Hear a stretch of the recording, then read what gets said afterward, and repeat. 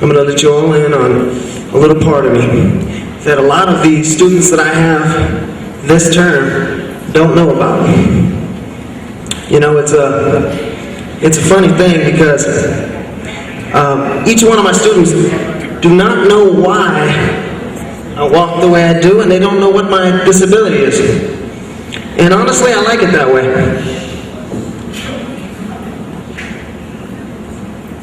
But I'm about to let you in on that just a little bit.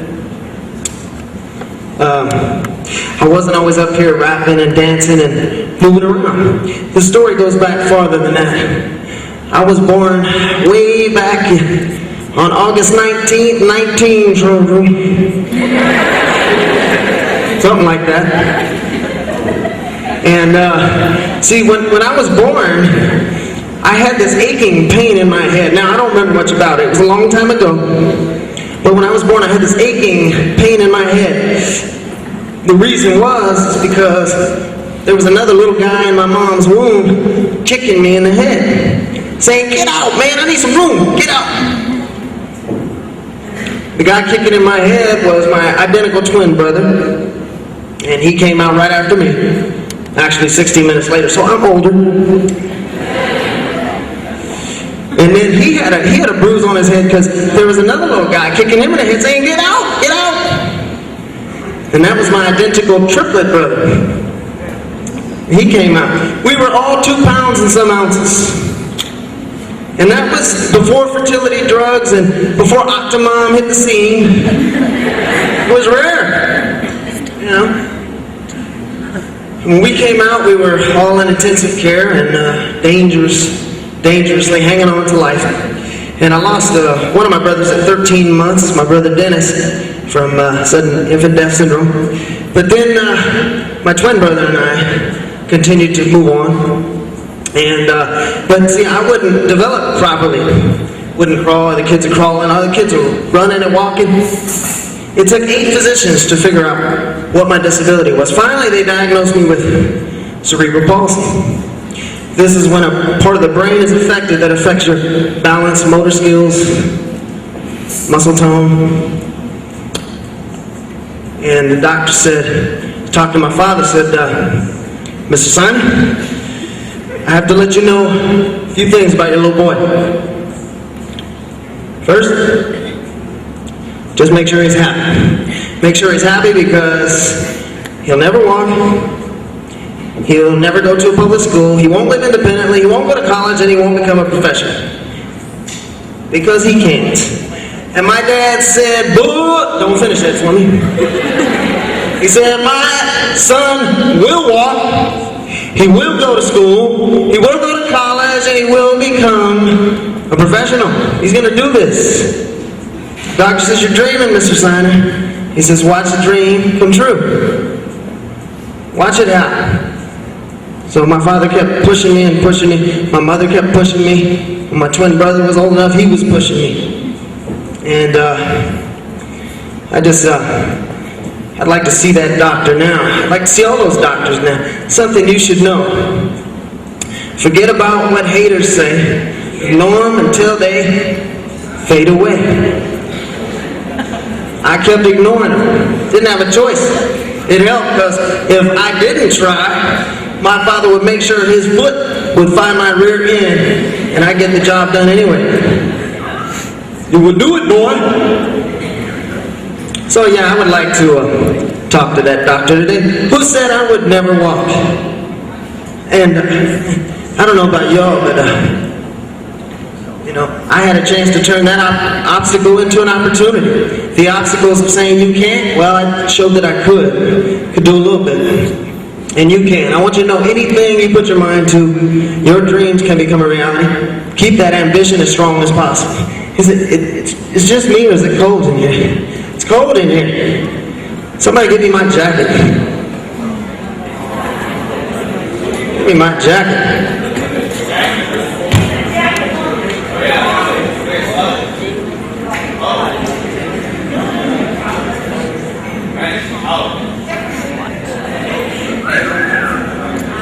It's cold in here. Can't you see I'm trying to do a show here? You have a special delivery? I said you have a package. Enjoy. This is to the doctor that said I would never walk.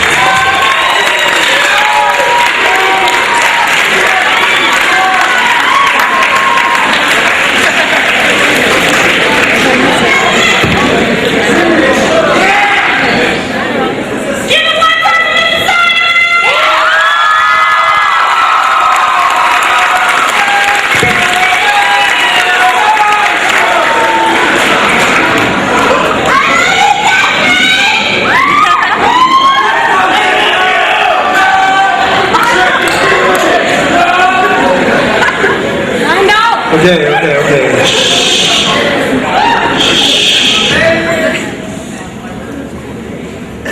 Let's see a doctor explain that.